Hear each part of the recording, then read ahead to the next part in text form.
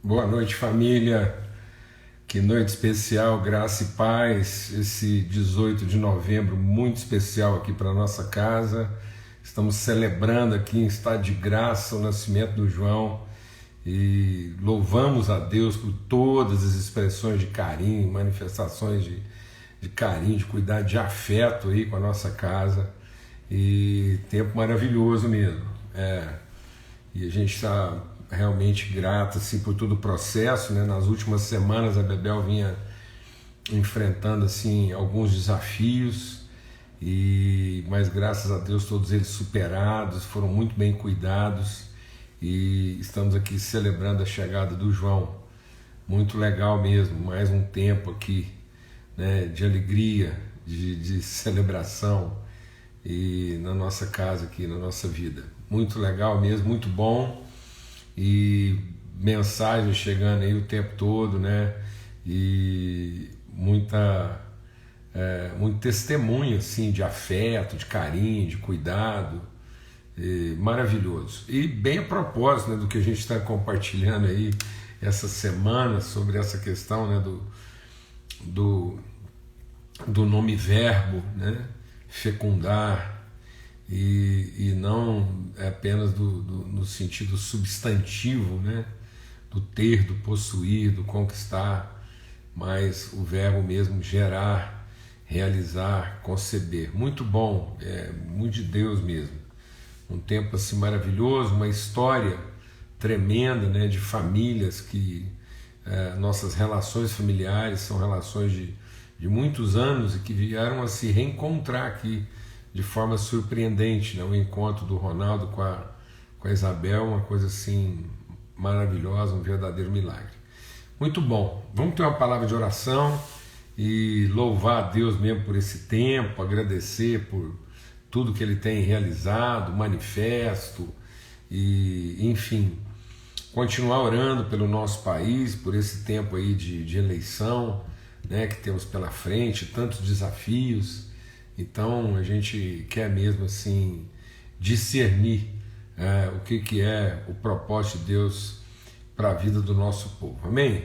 Vamos orar. Pai, muito obrigado, obrigado mesmo pelo teu amor, obrigado pela tua graça, obrigado, Deus, pelo teu cuidado, obrigado por esse dia que passa a ser um dia histórico na nossa vida.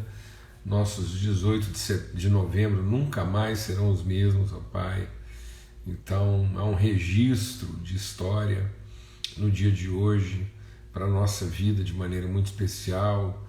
Um dia em que mais uma vez a virtude do Senhor, ó Deus, se transforma em materialidade diante dos nossos olhos. Recebemos mais um filho do Senhor entre nós, um filho que o Senhor envia. Isso renova nossa certeza da tua confiança, da tua convicção, que o Senhor continua mandando para cá os teus filhos para encher a terra com a tua glória, Pai, no nome de Cristo Jesus, o Senhor. Amém, amém e amém. Graças a Deus. Amém? Só fazer uma coisa aqui.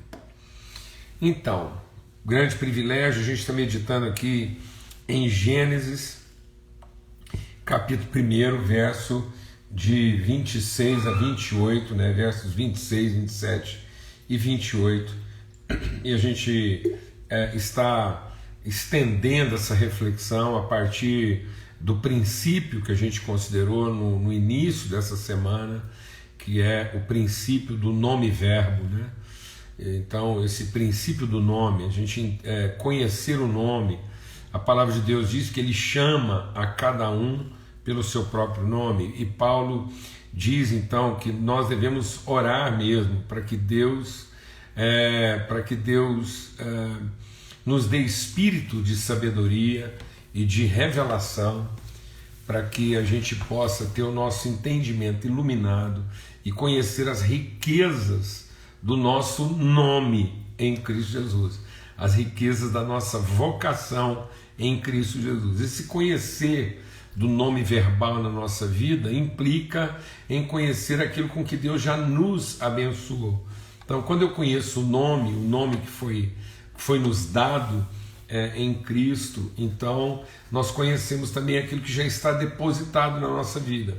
Aqui, né, no livro de Gênesis, nós estamos discernindo o que implica nesse nome pelo qual nós somos chamados, que Deus nos deu em Cristo, esse nome, Cristo, o Verbo que se fez carne.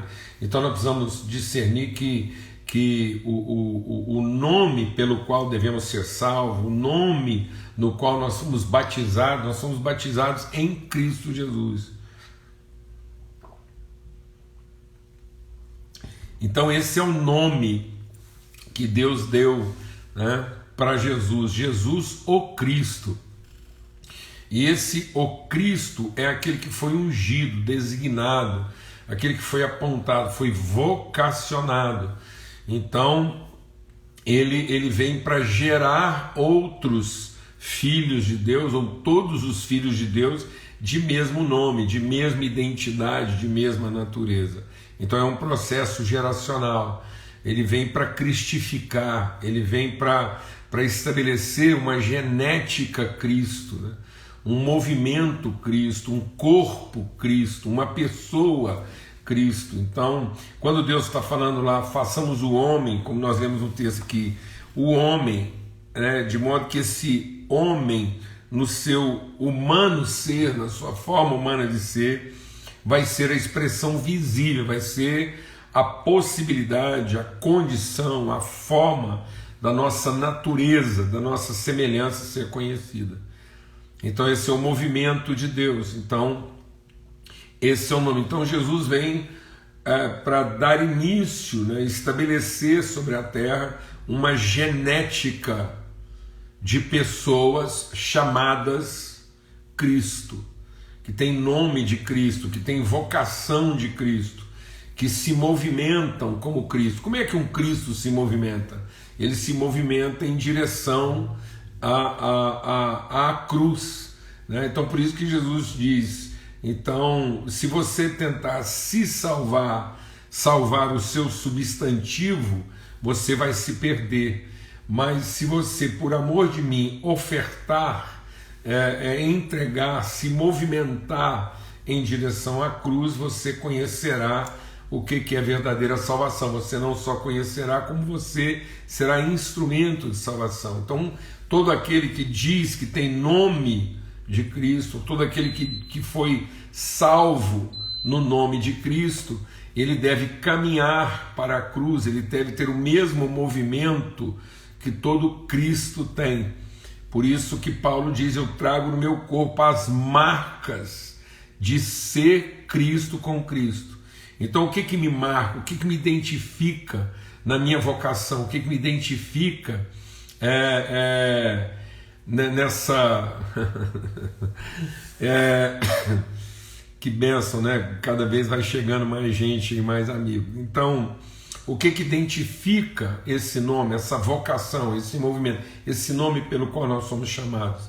É isso da gente estar se movimentando como todo Cristo se movimenta, é Cristo em nós. Então a gente está compartilhando sobre isso. Então é essencial que na minha vida eu conheça, né, as formas, só um minuto. Eu conheça as características verbais do meu nome, daquilo que eu vim para encarnar, daquilo que eu vim para materializar. Então, quais são os verbos que te identificam? Né? Para que você não se torne uma pessoa substantiva, no sentido inerte, para que você não se torne uma impressão estática, para que você não produza a impressão que você tem de Deus, mas que você seja a revelação da forma como Deus se movimenta. Então Deus só pode ser conhecido em espírito. Então as pessoas, para conhecerem a Deus, vai ter que ver como é que você, como filho de Deus, se movimenta, que verbos você encarna. Amém? Então é esse o grande desafio da nossa vida. Então não é ficar preocupado com o que eu vou fazer. Muita gente hoje está preocupada em pensar o que ele tem que fazer para ter sucesso, né? E na verdade não é isso, é como é que eu vou me movimentar, né? O que eu vou traduzir, o que eu fui levantar.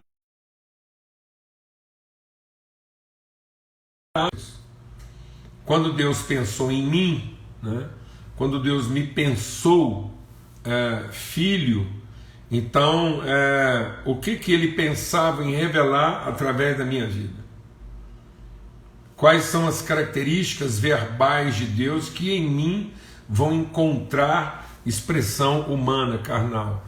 O que eu como verbo, meu nome verbal, o que a minha vida está encarnando? Então, a vida cristã não é o meu esforço de chegar até onde Deus está. A vida cristã não é me tornar o homem espiritual que eu gostaria. A vida espiritual é conhecer o homem espiritual que eu sou e viver uma vida que encarna, que materializa, que testemunha isso. Então, a gente conversou bastante, eu quero insistir sobre isso. A gente conversou bastante sobre essa questão do substantivo e do verbo, né? E meditando sobre isso, eu quero insistir nesse entendimento que não é o saber substantivo, não é o substantivo saber. E muitas vezes as pessoas estão achando que se elas mergulharem numa pesquisa bíblica, deixa Deus ministrar o nosso coração aqui, amado. Às vezes as pessoas estão mais preocupadas em fazer estudos bíblicos do que fazer uma meditação bíblica. Se o seu estudo bíblico não tem caráter de meditação bíblica, então se o seu estudo bíblico aumenta o seu saber, mas não transforma o seu conhecimento, não te educa a viver. Então, se você esquadrinha essa Bíblia e você conseguiu esquadrinhá-la a ponto de fazer um estudo bíblico preciso, mas isso produziu em você uma impressão estática e não traduz através de você uma relação dinâmica, não mostra que tipo de relação que você tem com Deus, muitas vezes mostra que tipo de relação você tem com a Bíblia como matéria de estudo. Vou falar devagar. Muitas vezes a forma como a gente está lidando com a Bíblia, eu tenho compartilhado isso, assim, eu percebo que hoje parece que a gente não sabe conversar sobre a Bíblia. A gente sabe fazer estudo bíblico. É tão forte isso. Então toda vez que a gente vai transmitir alguma coisa, a gente tem que ir lá colocar assim o livro, o capítulo, o versículo. Então a gente não consegue citar, né? E sem estimular as pessoas a ir lá e procurar ler. A gente não tem essa confiança. A gente não tem essa confiança. Então parece que eu fico vendo muito isso a gente faz muito isso, né? A gente vai lá e faz um copy and paste, né? A gente copia e posta. E aí isso mostra muitas vezes a relação que eu tenho com a Bíblia como material de estudo, mas não mostra a relação que eu tenho com Deus e com as pessoas a partir da minha meditação bíblica. Então a graça não me ensina a fazer estudo bíblico, a graça me educa a viver. Então não é o meu saber bíblico, é o meu conhecimento da palavra. Então lembra que a gente falou sobre substantivo? O saber bíblico, ele é definido em quê? Em grau, número e gênero. Então, isso está tão forte, né, que às vezes eu estou querendo a partir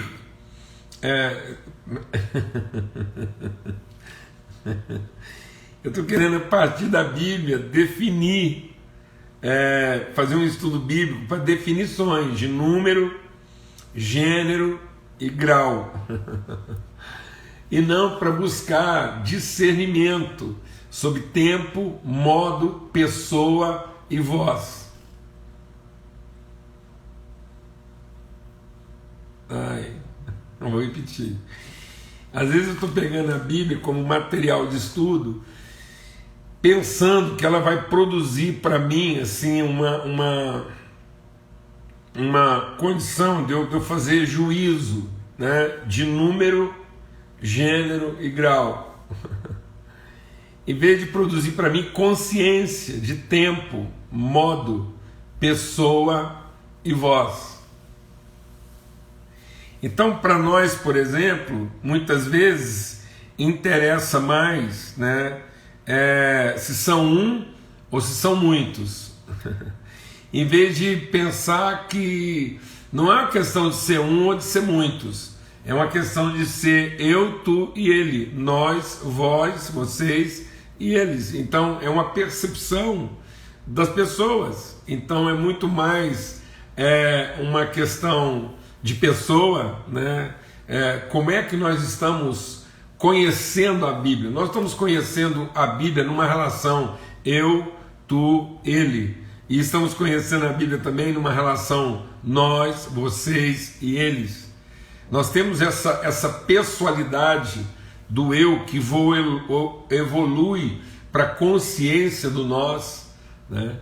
Então é isso que a palavra de Deus tinha que produzir, entender qual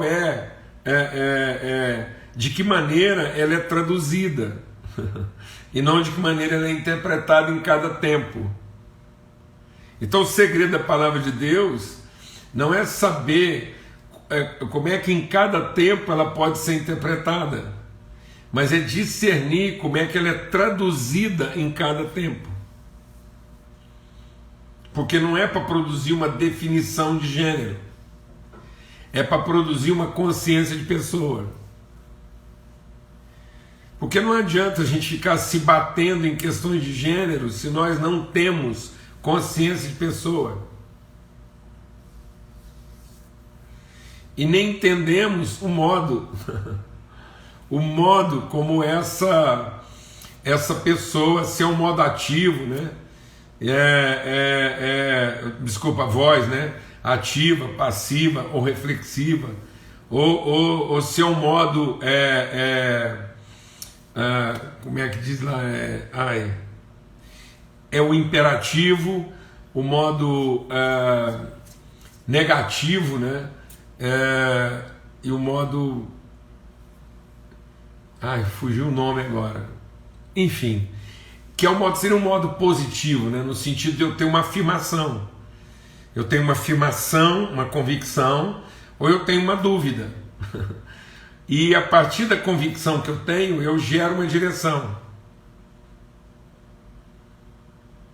Afirmativo. Obrigado.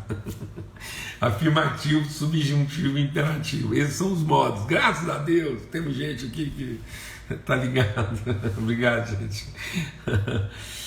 Então é isso aí mesmo. Então eu tenho esse modo afirmativo. Será que o meu conhecimento bíblico faz de mim uma pessoa de postura, né, afirmativa, de convicções, né, subjuntivas e ao mesmo tempo de um movimento orientativo? E aí o imperativo do verbo não é o imperativo de quem governa, mas é de quem gera o movimento, que produz o conhecimento. Que legal, muito bom a gente falar sobre isso, porque isso está criando uma confusão na mente das pessoas, porque nós estamos tendo muitas afirmações, né, muitas prerrogativas que pouco reflexivas a respeito daquilo que é o conhecimento que se forma, e não o saber que se tem. Não adianta nós termos todo o saber, então não adianta saber tudo de Deus e não conhecê-lo no seu movimento. Glória a Deus. E aí a gente compartilhou ontem sobre isso, né? Sobre quando Deus abençoou esse humano ser, Ele abençoou com a condição, é intrínseco de nós a fertilidade. É intrínseco de nós a fertilidade, isso é uma promessa. Então faz parte do nosso verbo fecundar. Então nós não somos grão, nós não somos objeto de consumo, nós não somos substantivo de consumo, nós somos verbo de geração. Então aquilo que eu faço não é para ser consumido, mas é para transmitir. Então não adianta eu estar deixa Deus ministrar no nosso coração. Não adianta eu estar hiperativo fazendo algumas coisas que resolvem a necessidade das pessoas se eu não transmito, se eu não comunico a elas uma identidade. Se elas não entendem, não conhecem, não percebem a partir de mim a própria identidade delas. Então não é o satisfazer, não é o acudir, não é o assistir, mas é encontrar e a partir desse encontro transformar o entendimento. Aquilo que você trabalha transforma o entendimento das pessoas ou equipa as pessoas para uma determinada atividade. Eu tenho ficado muito triste com o fato de que nós estamos subvertendo a grandeza, a beleza, a poesia das nossas ações. Porque sem perceber nós estamos ensinando os nossos jovens, as nossas crianças a aprender tipo assim, uma atividade profissional pensando que isso vai mudar a categoria social dele.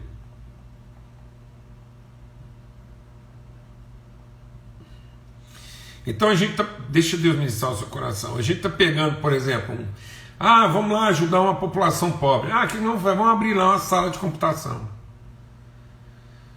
Já estava ruim. E aí a gente tem que abrir a sala, mas para produzir um encontro. E não para dizer que aquela pessoa que, se ela for um escravo melhor capacitado, um escravo melhor equipado, ela vai mudar o seu grau social. Então nós não podemos dar para aquela pessoa uma atividade pensando que ela vai mudar sua característica substantiva, se ela não for transformada na sua compreensão verbal.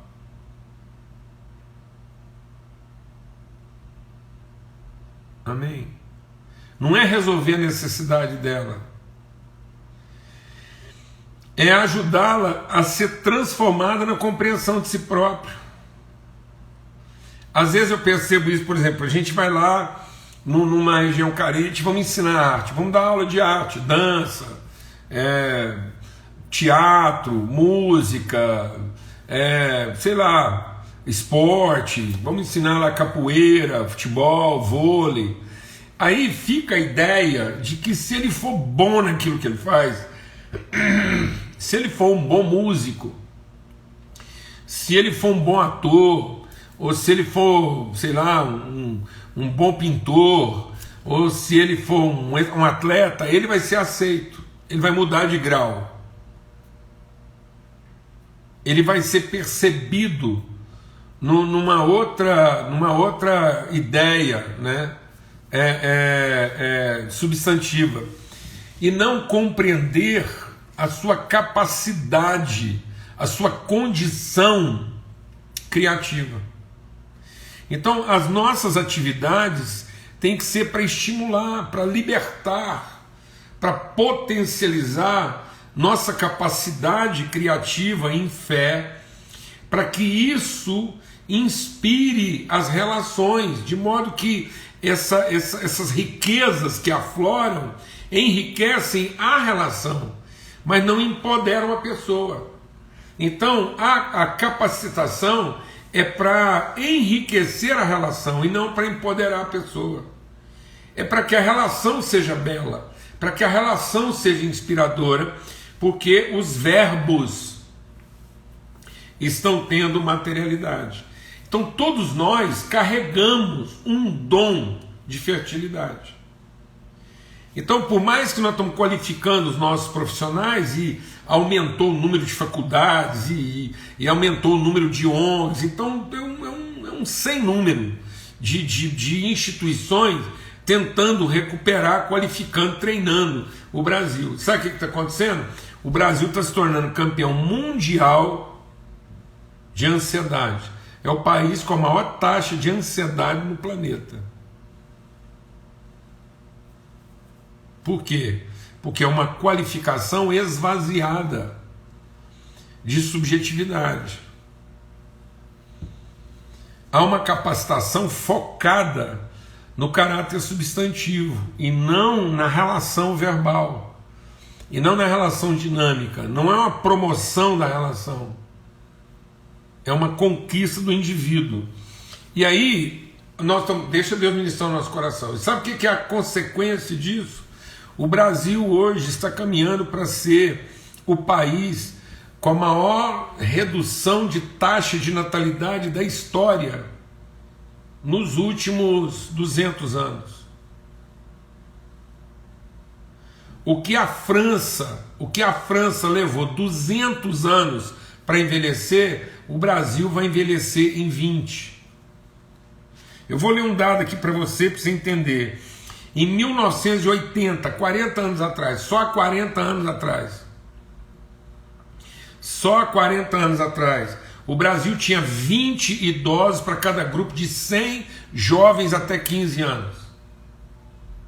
20 idosos para cada grupo de 100 jovens até 15 anos. Agora o Brasil tem 100 idosos, 100 pessoas com mais de 60 para cada grupo de 100 jovens até 15. A taxa de natalidade do Brasil hoje é 1,74. Abaixo do Brasil, só alguns países assim de muita dificuldade. Então a ansiedade substantiva, a ansiedade do prevalecer substantivo, está fazendo com que o Brasil tenha medo da fertilidade. Ele nega a sua fertilidade. Então isso está causando uma esterilidade de mente, aquilo que eu falei ontem. Então, uma taxa de 1 para 74, qualquer taxa abaixo de 2,1, ou seja, qualquer mulher, se o país tem no seu grupo feminino mulheres, né, que vão gerar menos do que 2,1, um casal que vai gerar menos do que 2,1, esse país tende a desaparecer. Ele começa a entrar em decréscimo. Então, em tese, é como se nós estivéssemos trabalhando avidamente para conquistar coisas e, subjetivamente, para ser uma espécie em extinção.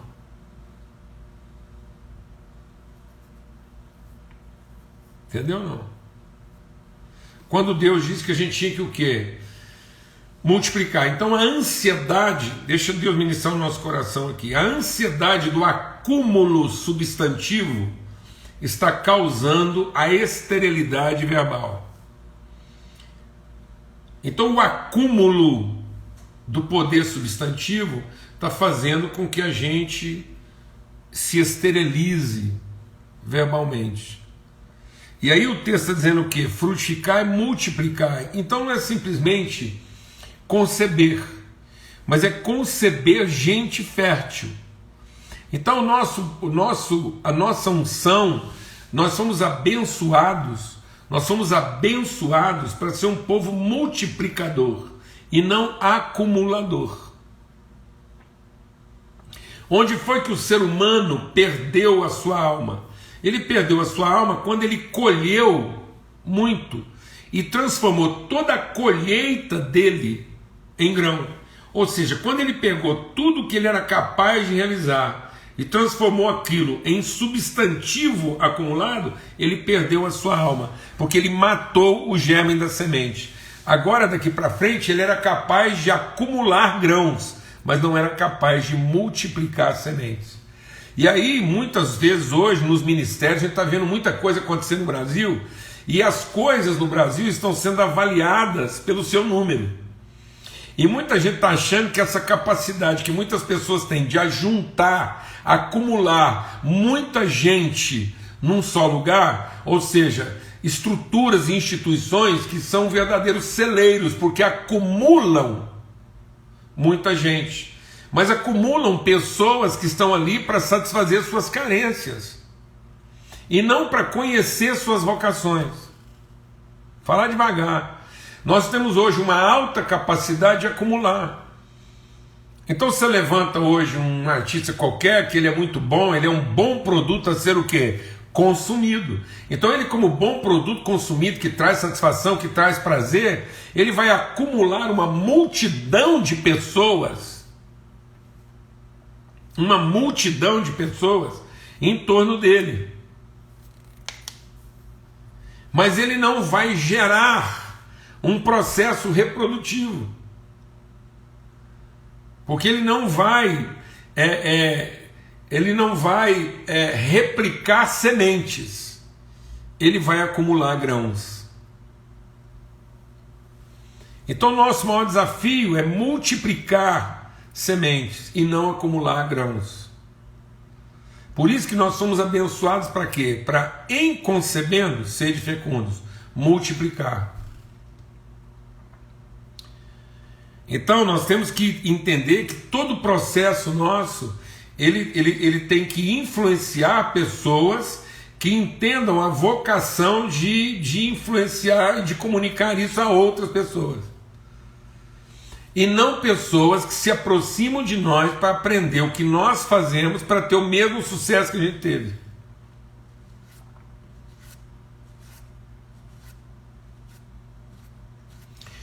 Então não são pessoas que cobiçam o que nós temos, mas são pessoas que se inspiram em quem nós somos. Faz uma avaliação aí. Você é uma pessoa que cobiça o que as pessoas têm ou que se inspira em quem elas são? E à sua volta estão pessoas que consomem o que você tem, gostam do que você tem para oferecer, cobiçam o que você tem para oferecer, mas não se inspiram na pessoa que você é. Então a palavra de Deus diz que Deus é glorificado, o Pai é glorificado quando a gente produz fruto, amém? Mas produz muito fruto. Então, o Brasil mostra que é um país o Brasil mostra que ele não tem problema de fertilidade. Está aqui, o índice é 1,74. Então, nós não temos problema de fertilidade. Então essa fase vai passando. Deus nos abençoe de sejam fecundos. Só que nós estamos com um problema de germinação. Nós não estamos produzindo pessoas que acreditam na multiplicação, porque estamos produzindo pessoas que acreditam no acúmulo. Lentamente, nós estamos produzindo acumuladores em vez de gerar multiplicadores. Isso vai até matar a semente. Alguém está entendendo o que eu estou falando ou não?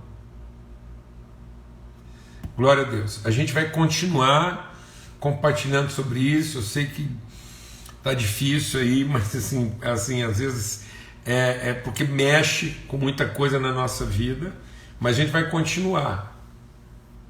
Amém? Em nome de Jesus. Quero uma vez mais assim louvar a Deus pela amizade, pelo carinho, pela disposição, pelo afeto, o modo assim maravilhoso e bendito com que a gente tem se tratado. Essa é a nossa esperança. Vamos mudar isso sim. Temos que enfrentar isso, temos que compartilhar sobre isso, temos que, a partir de nós, o nosso entendimento ser transformado. Deus te qualificou, te deu habilidades profissionais, não para você realizar no sentido de executar. Então Deus não vai ser glorificado no modo exclusivo com que você executa suas habilidades, mas no modo peculiar, como que através disso você multiplica pessoas, e pessoas multiplicadoras. Amém? Um forte abraço a todos, em nome de Cristo Jesus Senhor, que o amor de Deus o Pai, a graça bendita do seu Filho, a comunhão do Espírito Santo de Deus seja sobre todos, hoje, sempre, em todo lugar. Segue meditando sobre isso aí, um grande desafio para nós. Graças a Deus, que o Senhor faça resplandecer sobre nós o seu rosto e nos dê paz sempre. Até amanhã, se Deus quiser.